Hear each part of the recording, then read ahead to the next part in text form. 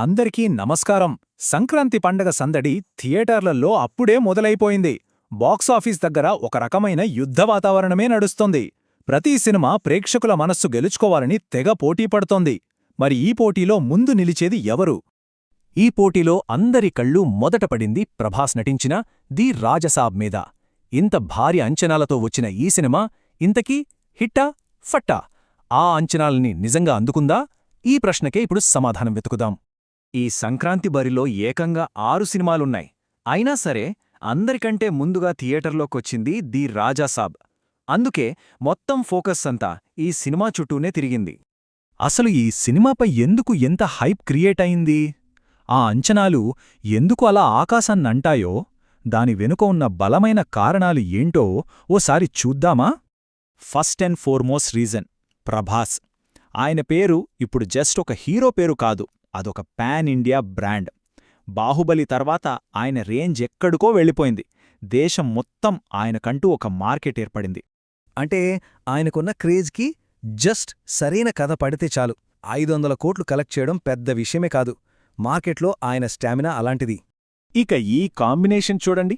ఒకవైపు ప్రభాస్ లాంటి pan India star, మరోవైపు హారర్ కామెడీలకు కేర్ ఆఫ్ అడ్రస్ అయిన డైరెక్టర్ మారుతి.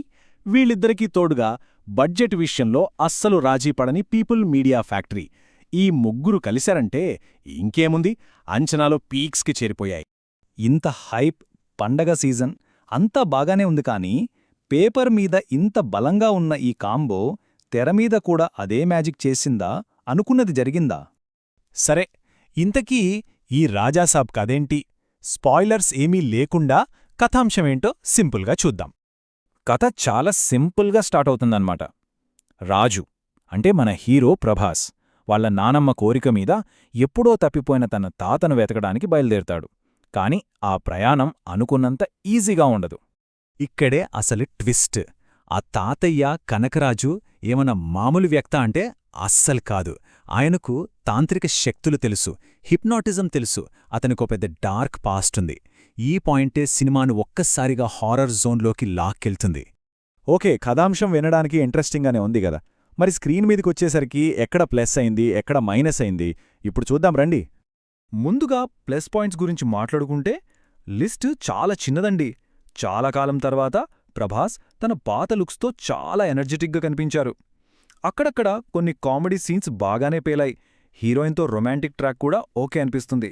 ఇక థమన్ తన బీజిఎంతో కొన్ని సీన్లను కాపాడే ప్రయత్నమైతే చేశాడు. అన్నిటికంటే ముఖ్యంగా ఇంటర్వల్కి ముందు వచ్చే ఒక 15 నిమిషాలు మాత్రం ఆడియన్స్ని సీట్లకు కట్టిపడేస్తాయి. ఇక మైనస్ల విషయానికి వస్తే లిస్టు చాలా చాలా పెద్దది. సినిమా మొదలైన ఫస్ట్ 40 నిమిషాలైతే ఆడియన్స్ సహనానికే పెద్ద పరీక్షే. అసలు కథలో దమ్ములేదు, దానికి తోడు చాలా వీక్ స్క్రీన్ ప్లే సినిమాకి పెద్ద దెబ్బ కొట్టింది. హారర్, కామెడీ, ఫ్యాంటసీ అని అన్ని జానర్ల్ని కలిపి ఒక కిచిడీ చేసేశారు. ఇక సెకండ్ హాఫ్ అయితే పూర్తిగా ట్రాక్ తప్పేసింది. డైరెక్టర్ మారుతి తన స్ట్రెంత్ ఏంటో మరిచిపోయి ఈ కథను నడిపించడంలో కంప్లీట్గా ఫెయిల్ అయ్యారు. ఇన్ని ప్లస్లు మైనస్లు చూశాం కదా, అన్ని బేరీజు వేస్తే ఈ సినిమాపై ఫైనల్ తీర్పు ఏంటి? బాక్సాఫీస్ దగ్గర దీని భవిష్యత్తు ఎలా ఉండబోతోంది? చూడండి, ప్రభాస్ ఎంత పెద్ద స్టార్ అయినా సినిమాని మొత్తం తన భుజాల మీద మోయాలని ఎంత ట్రై చేసినా అస్సలు కథలో కంటెంట్ లేనప్పుడు ఏ స్టార్డమ్ కూడా సినిమానే కాపాడలేదు. ఇదే ఈ సినిమా చెప్పిన చేదు నిజం. సో ఇన్ని కారణాల వల్ల ఈ చిత్రానికి ఫైనల్గా ఇచ్చిన రేటింగ్ 10కి కేవలం 3 మాత్రమే. ఈ నెంబరే సినిమా రిజల్ట్ ఏంటో స్పష్టంగా చెప్పేస్తుంది. ఇక ప్రేక్షకుల స్పందన కూడా దాదాపు ఇలాగే ఉండొచ్చు. ఒక అంచనా ప్రకారం థియేటర్కి వెళ్లిన ప్రతి 100 మందిలో 85 మంది నిరాశపడే ఛాన్సుంది. అంటే సినిమాకి ఆడియన్స్కి మధ్య ఎంత పెద్ద గ్యాప్ ఉందో అర్థం చేసుకోవచ్చు. ఇక బాక్సాఫీస్ దగ్గర ఈ సినిమా ప్రయాణం ముళ్లబాట అనే చెప్పాలి. బ్రేక్ ఈవెన్ అవ్వాలంటేనే దాదాపు 220 కోట్లు రావాలి. కాని ఇప్పుడున్న నెగిటివ్ టాక్కి, పండక్కి వస్తున్న మిగతా సినిమాల పోటీకి ఇది ఆల్మోస్ట్ ఇంపాసిబుల్ అనే చెప్పాలి. ఫైనల్గా చెప్పాలంటే ఇంత హైప్తో వచ్చి ఇంతలా నిరాశపరిచిన ది రాజాసాబ్ ఈ సంక్రాంతికి వచ్చిన మొదటి ఫెయిల్యూర్గా నిలిచిపోతుందనడంలో సందేహం లేదు. ఇదండి ది రాజాసాబ్ సినిమాపై మా విశ్లేషణ. మరి మీరీ సినిమా చూసుంటే మీకేమనిపించిందో, మా అభిప్రాయంతో మీరు ఏకీభవిస్తారో లేదో కింద కామెంట్స్లో తప్పకుండా చెప్పండి. మరో విశ్లేషణతో త్వరలోనే కలుద్దాం. Thank you.